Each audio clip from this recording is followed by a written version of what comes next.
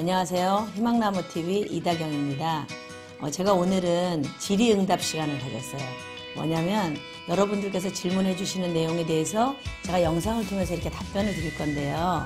첫 번째 저희한테 질문을 주신 분이 분묘기지권에 대해서 궁금해 하셨어요. 그래서 제가 오늘은 임야나 전답에 있는 물건을 취득했을 때에 오는 그런 분묘기지권에 대해서 좀 자세히 상담을 드리려고 해요. 이렇게.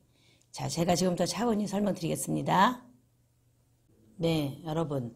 그 분묘기지권이 어떻게 성립되는지에 대해서 제가 잠깐 설명을 드릴 테니까요. 같이 알아보실까요? 이 분묘기지권이 성립되기까지는 세 가지 요건이 있습니다. 근데 첫 번째는 토지 소유자의 승낙을 얻어서 분묘를 설치한 경우, 그건 당연히 되죠. 토지 소유자가 여기다 묘를 쓰십시오라고 했으니까 성립이 당연히 됩니다. 두 번째는 토지 소유자의 승낙을 받지 않았어요. 그렇더라도 분묘를 설치하고 20년 동안 평원 공연하게 점유함으로써 시효를 취득한 경우에도 성립이 되는데요. 여기서 좀 주의할 점이 하나 있습니다. 이제는 안 됩니다. 왜 안 되냐면 2001년 1월 13일에 장사법을 시행했는데 여기에서 이제 분묘기지권이 전혀 인정이 안 되는 거예요. 근데 2001년 이전에 분묘기지법이 적용된 그런 묘에 대해서는 인정이 되지만 그 이후로는 인정이 안 됩니다. 그리고 세 번째는 자기 소유의 토지에 분묘를 설치했어. 그죠? 내 조상묘를. 그래 놓고 나중에 매매할 때, 매매하거나 뭐 경매로 나갔을 때 분묘에 관해서는 별도의 특약 없이 토지만 처분한 경우가 있어요. 그런 경우에도 분묘기지권 성립은 됩니다. 근데 요 2001년 이후로는 그런 게 법적으로 딱 보호를 좀 해줄 수가 없기 때문에 여러분이 좀 주의를 하셔야 돼요. 자, 분묘기지권자에 대한 지료 청구에 대한 대법원 판례를 좀 살펴보면요. 취득 시효가 완성된 경우에 지료 청구를 할 수 없는 것으로 해석이 되고 있고요. 토지를 매매나 경매로 매도해서 분묘기지권을 취득한 경우에는 지료 청구가 가능한 거로 보고 있거든요.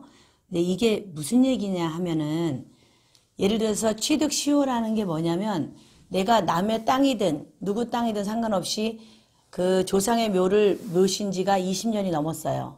그러면 권리가 인정이 되는 거예요. 분묘기지권이 성립이 된다고 봐야죠. 그럴 경우에는 그 땅을 내가 매입을 하고 보니까 뭐 경매든 매매든 매입을 했어요. 매입을 하고 보니까 거기에 묘가 이렇게 있어.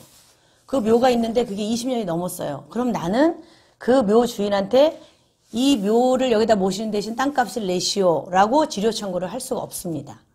그런데 20년이 안 된 경우에는 저희가 지료 청구를 할 수 있다는 거죠. 그리고 또한 이 묘를 다른 데로 이장을 해 주십시오라고 요구를 하는 거는 뭐 20년이 넘었건 안 넘었건 다 그 협의를 할 수가 있어요. 묘에 해당하는 그 자손들하고 협의를 할 수가 있는데 그 협의가 잘 안 될 경우에는 20년 이내에 된 묘에 대해서는 저희가 좀 법적으로 대응을 할 수가 있습니다. 근데 20년이 넘은 묘는 법적으로 좀 대응이 불가능해요. 그래서 그거는 서로 잘 합의하셔서 어차피 조상님을 모시는 그런 자손이나 아니면 또 그 모시고 있는 자손이 뭐 어려우니까 어디로 모셔갈 수가 없겠죠, 묘를. 그럴 경우에는 땅 주인인 내가 조금씩 양보하고 서로 도와서 그 분묘기지권을 잘 해결할 수 있어야 되거든요. 네, 그렇게 하셔야 됩니다. 여러분, 제가 이렇게 부동산을 일반 매매나 경매로 취득을 이렇게 해드리면서 좀 분쟁을 여러 건을 봤거든요. 특히 분묘기지권, 지상권 이런 건 분쟁이 좀 많습니다. 근데 이제 오늘의 주제는 분묘기지권이니까 거기에 대해서 좀 안 좋았던 점을 좀 말씀을 드리자면 이렇게 조상의 묘를 가지고 있는 사람은 자기 조상의 묘니까 그걸 어떻게 잘 보존을 하고 싶겠죠. 근데 땅 주인은 또 어때요? 땅 주인은 내 땅에 남의 묘가 있으면 안 된단 말이에요. 싫은 거지. 왜? 내 땅을 써야 되니까. 그래서 이걸 옮겨주십시오 하는 과정에서 그럼 한 기당 뭐 얼마를 드리겠습니다. 이전료를 지원을 해드리겠습니다. 내지는 뭐 좀 같이 처리하는 방법으로 얘기를 하는데 그럼에도 불구하고 그 묘를 가지신 분이 가끔 나쁘게 마음을 가지신 분이 있어요. 조상 묘기 때문에 내가 어디로 모셔야 되는 건 당연한 건데 그걸 가지고 흥정을 하시는 분이 계세요. 싫다. 우리 묘가 지금 5개인데 5천만 원 내놔라. 뭐 이러시는 분이 계세요. 그러면 내가 임야를 뭐 1,500, 2천만 원을 주고 구입을 했는데 묘 옮기는데 5천을 달라는 건 말이 안 되잖아요, 이거는. 그쵸? 상식을 벗어난 건데 그러면 이제 다툼이 시작이 되는 거예요. 그럴 경우에는 제가 어떤 경우를 봤냐면 예를 들어서 그 묘하고는 대화가 안 되는 거예요. 더 이상 법적으로 안 돼. 왜 20년이 넘은 묘는 법적으로도 보호를 받기 때문에 그 사람이 마음이 동해서 어느 정도의 그 이전비를 받고 옮겨가기 전에는 안 됩니다. 그래서 그러는 경우에 이 땅 주인도 화가 나잖아요. 사람이 다투다 보면 감정이 생기니까. 화가 나면 어떤 경우가 있냐면 그 묘에다 그냥 파이프를 박는 경우도 있어요. 누가 하는지 모르잖아. CCTV가 있는 것도 아니고. 그죠? 그 파이프 속으로 벌레가 들어가겠죠. 그렇게. 아니면 그 주변을 전부 이렇게 전기로 된 철책선으로 다 막습니다. 내 땅이니까. 그건 막을 수 있거든요. 묘에 못 들어갑니다. 예, 그렇게 하시는 분들도 있고요. 그건 감정이 극에 치달았을 때 그렇게 되는 거예요. 예, 그렇게까지는 가시면 안 되는데, 뭐, 어떤 분들은 그 묘 주변을 전부 딱 일직선으로 다 이렇게 땅을 다 파버립니다. 묘만 남겨놓고. 올라갈 수가 없어요. 뭐 재산은 그냥 갈 수가 없고, 땅을 다 파면 그 밑에서 이제 어떤 다른 그 작용이 되기 때문에 묘가 훼손이 되겠죠. 그래서 제가 좀 말씀드리고 싶은 건 이렇게 분묘기지권이 성립이 되든 안 되든을 떠나서 우리가 그런 조상을 모시는 마음으로 좀 잘 협의를 해서 이런 불편한 일이 없었으면 좋겠어요. 그러니까 여러분들도 혹시 이런 일에 문제가 될 경우에는 법정에 가서 다투고 막 이러지 마시고 그냥 토지 소유자와 분묘를 가진 자손과 두 분이 잘 해결하셔서 좀 원만하게 잘 모셨으면 좋겠습니다. 네, 여러분이 임야를 그 경매로 구입할 시에 좀 주의할 점이 있는데요. 저는 이렇게 계획관리지역이다, 뭐 보전관리, 생산관리 이런 게 쭉 있어요. 지목에 보면.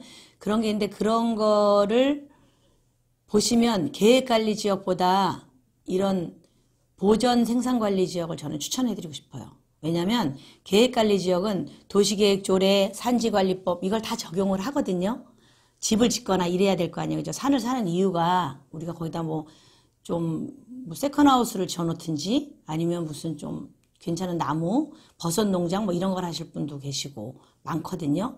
무슨 나무 같은 거 길러서 하실 분들도 계시고. 그런데 이런 법에 적용이 되면 좀 까다로워요. 이것저것. 근데 보전관리와 생산관리 지역으로 분류가 된 데는 산지관리법만 적용하기 때문에 저희가 이용을 하기가 굉장히 편합니다. 달라요. 보고 좀 사시고. 그 다음에 이제 분묘기지권, 지상권, 건물, 하우스 뭐 이런 거 지어놓고 사는 분들도 많거든요. 아니면 컨테이너 박스 같은 거나 딱 갖다 놓고 살림을 하시는 분들도 계세요. 이제 그런 것 좀 보고 한번 가서 다 훑어보셔야 돼요. 특히 임야는. 다 훑어보시고 이런 게 있는지. 답에는 비닐하우스에 살림해놓고 사는 분이 있는지. 그 돈이 더 들어갈 수 있습니다. 땅값보다. 그런 걸 좀 살펴보시고 경매 물건을 취득할 때 미리 임장을 갔다 오시는 걸 저는 권해드립니다. 네, 여러분. 제가 지금 첫 번째 질문해 주신 분묘기지권에 대해서 좀 설명을 드렸는데요. 좀 도움은 되셨는지 모르겠습니다. 분명히 도움이 되셨을 거예요. 제가 풀어나간 얘기를 잘 살펴보시면 이렇게 해결해야 되겠구나 하는 해결 방법이 있을 겁니다. 그 외에 좀 더 상세한 건 제가 따로 서면으로 답변을 드릴게요. 그리고 여러분들 제가 영상을 시작하면서 유튜브를 시작하면서 좀 많은 좋은 정보를 여러분들에게 제공을 해드려야 되는데 사실 저희가 좀 나이가 있으셔서 그런지 모르지만 이렇게 구독하시는 걸 잘 모르시는 분이 계시는 것 같아요. 구독하거나 많이 시청하고 좋아요 뭐 이런 걸 좀 눌러주셔야지 제가 좀 더 힘을 얻어서 더 좋은 영상 그 다음에 더 좋은 정보를 가지고 여러분께 이렇게 달려갈 수가 있거든요.